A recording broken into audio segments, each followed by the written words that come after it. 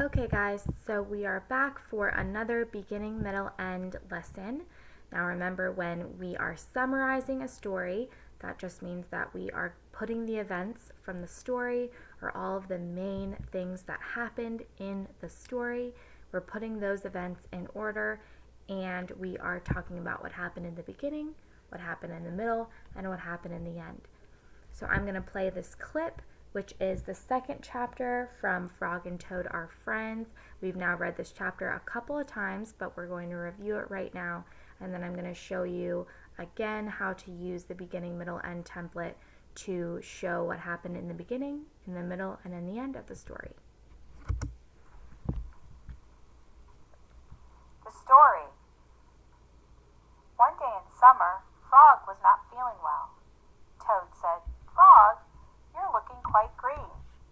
"But I always look green," said Frog. "I am a frog." "Today you look very green, even for a frog," said Toad. "Get into my bed and rest." Toad made Frog a cup of hot tea. Frog drank the tea, and then he said, "Tell me a story while I am resting." "All right," said Toad. "Let me think of a story to tell you." Toad thought and thought, but he could not think of a story to tell Frog. "I will go out on the front porch and walk up and down," said Toad. "Perhaps that will help me to think of a story." Toad walked up and down on the porch for a long time, but he could not think of a story to tell Frog. Then Toad went into the house and stood on his head. "Why are you standing on your head?" asked Frog.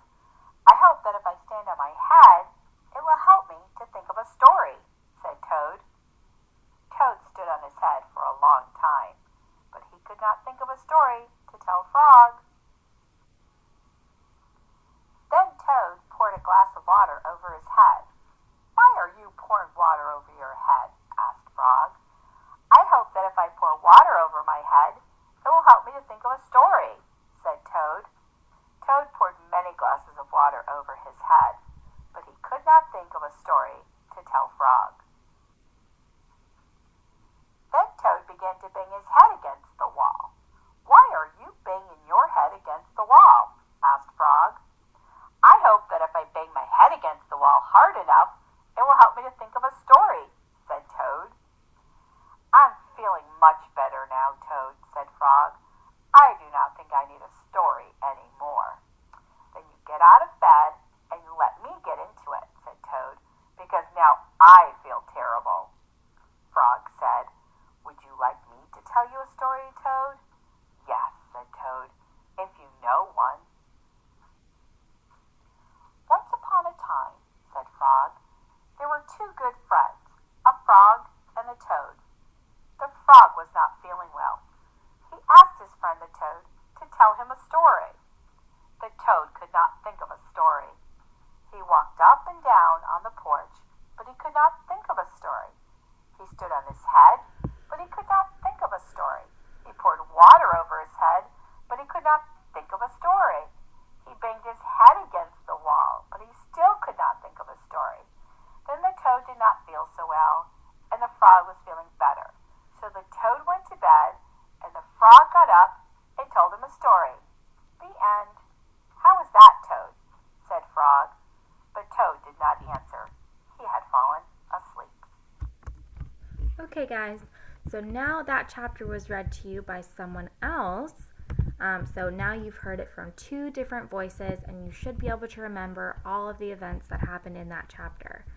So now I'm going to review with you the template for beginning, middle, end, so that you guys can use it to put down all of the events that happened in the story and summarize that story, okay? So here it says Frog and Toad Are Friends, Chapter 2, the story, beginning, middle, end. You're going to put two events that happened in the beginning, Event 1 and Event 2. At least two events that happened in the middle, Event 1 and Event 2. Remember, there are several.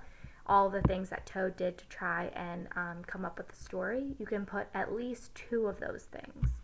And in the end, you can put two events, event 1 and event 2 that happened at the end.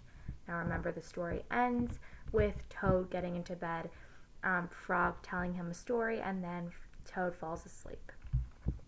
Then you can use your handwriting lines that have your skyline, plain line, grass line, and worm lines to do your handwriting just like in your journal, to tell me what happens in the beginning in sentences, what happened in the middle in sentences, and what happens in the end in sentences.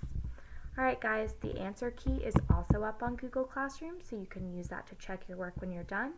Good luck with summarizing!